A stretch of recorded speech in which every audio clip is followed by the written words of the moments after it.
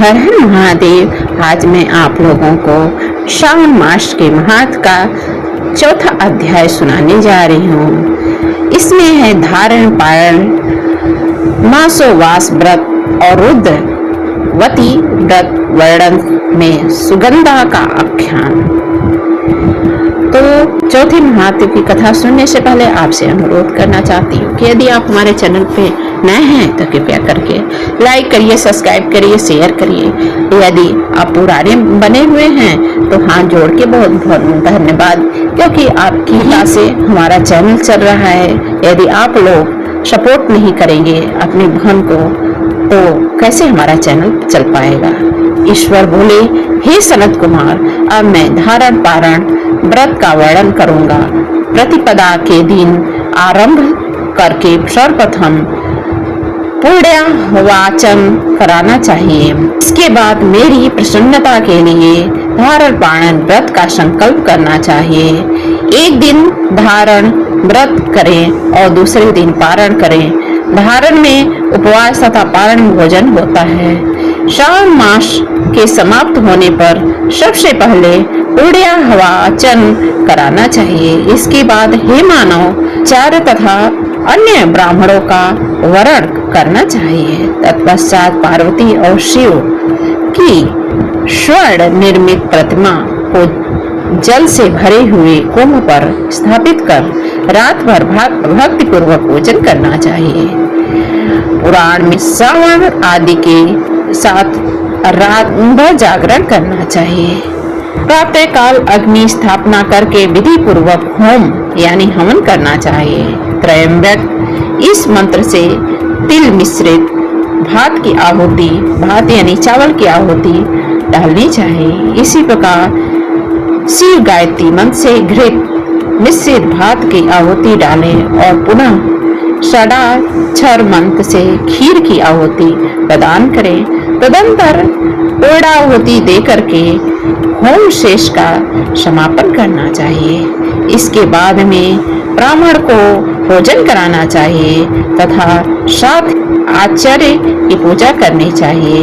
हे महाभाग, इस प्रकार से उद्यापन संपन्न कर के मनुष्य का ब्रह्म हत्या आदि भीतरों से मुक्ति हो जाता है। इसमें कोई भी संदेह नहीं है। अतः इस महाव्रत को अवश्य करना चाहिए। हे महामुनि, इस श्रावण में मास उपवास की विधि को आदर पूर्वक सुनिए। प्रतिपदा के दिन प्रातः काल इस व्रत का संकल्प करें। स्त्री को या पुरुष को मन तथा इंद्रियों जो नियंत्रित कर सके इस व्रत को करें। हमेशा तिथि को लोक का कल्याण करने वाले वृषध्वज शंकर की अर्चना पूजा षोडश उपचारों से करें। तदंतर अपने सामर्थ्य के अनुसार वस्त्र तथा अलंकार आदि से ब्राह्मणों का पूजन करें, उन्हें भोजन कराएं तथा प्रणाम करके विदा करें। इस प्रकार से किया गया मास उपवास व्रत मेरी प्रसन्नता कराने वाला होता है। हे सनत कुमार, मनुष्य को सभी सिद्धियां प्रदान करने वाले अत्यंत आदर पूर्वक कपास के 11 तंतुओं से बत्तियां बनानी चाहिए। वे रुद्रवती नाम वाली बत्तियां मुझे प्रसन्न करने वाली होती है। मैं श्रावण मास में भक्ति पूर्वक दीवान के देव गौरीपति महादेव का इन एक लक्ष्य संख्या वाली बत्तियों से निराजन करूंगा। इस प्रकार श्रावण मास के प्रथम दिन विधि पूर्वक संकल्प कर के 1000 बत्तियों से निराजन करें और अंतिम दिन 71,000 बत्तियों से निराजन करें अथवा प्रतिदिन 3000 बत्तियां आदर पूर्वक अर्पण करें और अंतिम दिन 13,000 बत्तियां अर्पण करें। इस दिन सभी 1,00,000 बत्तियों को मेरे समक्ष जलाएं। प्रचुर मात्रा में घृत में भिगोए हुए संदिग्ध बत्तियां होती हैं, वे मुझे बहुत ही प्रिय हैं। तत्पश्चात मुझ विश्वेश्वर का पूजन करें, कथा श्रवण करें। सनत कुमार बोले, हे देव देव, हे जगन्नाथ, हे जगदानंद कारक, कृपा करके आप मुझे इस व्रत का प्रबंध बताएं। हे प्रभु, इस व्रत को सर्वप्रथम किसने किया तथा इसके उद्यापन में क्या विधि होती है? ईश्वर बोले, हे ब्रह्मपुत्र, व्रतों में उत्तम इस रुद्रवर्ती व्रत के विषय में सावधान होकर सुनिए।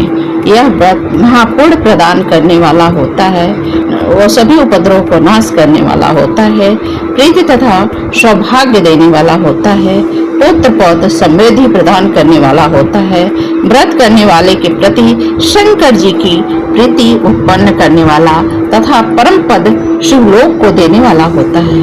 तीनों लोकों में इस रुद्रवती के समान कोई उत्तम व्रत नहीं है। इस संबंध में लोग प्राचीन दृष्टांत देते हैं। क्षिप्रा नदी के रम तट पर उज्जैनी नामक एक सुंदर नगरी थी।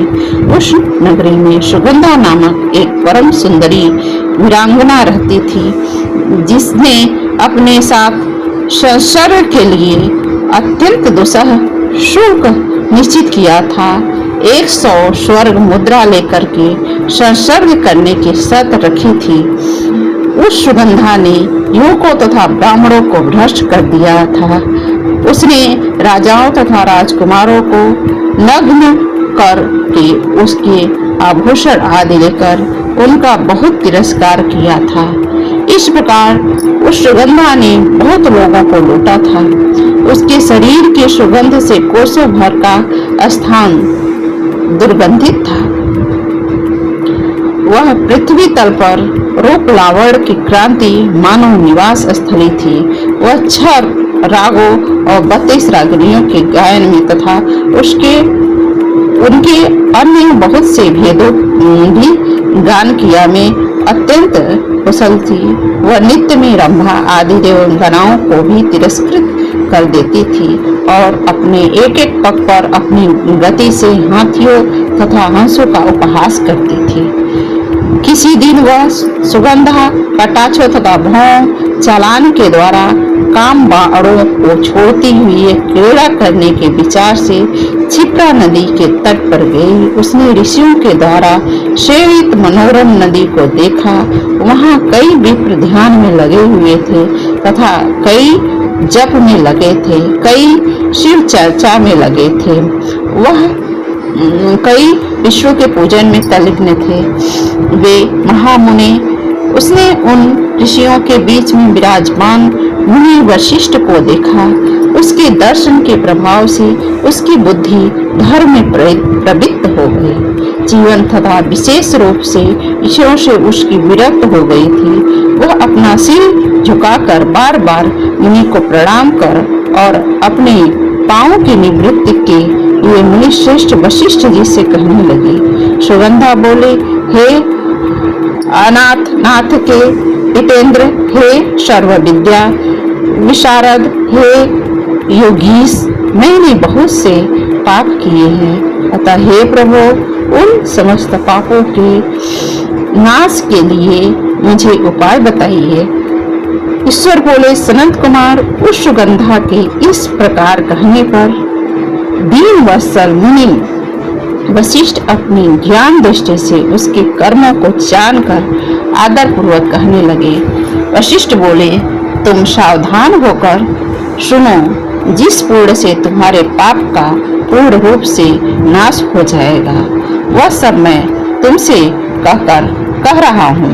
हे भद्रे, तीनों लोकों में विख्यात वाराणसी में जाओ। वहां जाकर तीनों लोकों में दुर्लभ महान पुण्य देने वाले तथा शिव के लिए अत्यंत प्रीतिकर और रुद्रवर्ती नामक व्रत को उस क्षेत्र में करो। हे भद्रे, इस व्रत को करके तुम परम गति प्राप्त करोगे। ईश्वर बोले। तब उसने अपना धन लेकर सेवक तथा मित्र सहित काशी में जाकर वशिष्ठ के द्वारा बताए गए विधि के अनुसार व्रत किया। इस प्रकार उस व्रत के प्रभाव से वह सशरीर उस शिवलिंग में विलीन हो गई। हे सनत कुमार, इस प्रकार जो स्त्री परम दुर्लभ व्रत को करती है, वह जिस अभीष्ट पदार्थ की इच्छा रखती है, उसे निसंदेह ही प्राप्ति होती है। हे सुव्रत, अब आप माणिक्यवर्तियों का महात्म्य सुनिए। हे विपेंद्र, वो माणिक्यवर्तियों के व्रत से स्त्री मेरे अर्ध आसन की अधिकारी हो जाती है और महाप्रलय पर्यंत वो मेरे लिए प्रिय हो रहती है। अब मैं इस व्रत की संपूर्णता के लिए उद्यापन का विधान बताऊंगा। चांदी की बनी हुई नंदीश्वर की मूर्ति पर आसीन सुवर्ण में भगवान शिव की पार्वती सहित प्रतिमा को कलश पर स्थापित करना चाहिए। विधि विधान के अनुसार पूजन करना चाहिए। रात्रि में जागरण करना चाहिए। इसके बाद प्रातः काल नदी में निर्जल जल में विधि पूर्वक स्नान करके 11 ब्राह्मणों के सहित आचार्य का वर्ण करना चाहिए। तत्पश्चात रुद्र सूक्त से और गायत्री मंत्र से घृत खीर बिलपत्रों का हवन करना चाहिए। इसके बाद पूर्णाहुति होकर के आचार्य आदि की विधि पूर्वक पूजा करें। सब पत्नीक 11 उत्तम विप्रों को भोजन कराना चाहिए।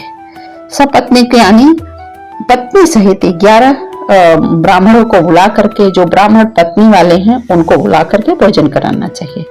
हे सनत कुमार, जो स्त्री इस प्रकार से व्रत करती है, उसके समस्त पाप नष्ट हो जाते हैं। तत्पश्चात विधि विधान पूर्वक कथा सुन करके स्थापित हुई समस्त सामग्री ब्राह्मण को देनी चाहिए। इससे निश्चय ही 1000 लाख अश्वमेघों का फल प्राप्त होता है। यह तो था श्रावण मास के चौथा अध्याय का महात्म्य, यानी 5वां महात्म्य का अध्याय आप सुनना चाहते हैं तो हमारे चैनल पे बने रहिए। कृपया करके लाइक करिए, सब्सक्राइब करिए, शेयर करिए, बेल आइकन को प्रेस कर दीजिए, जिससे सारी नोटिफिकेशन आपके पास जाती रहे। ओम हर हर महादेव लिखना न भूलें। जय श्री कृष्ण, राधे राधे।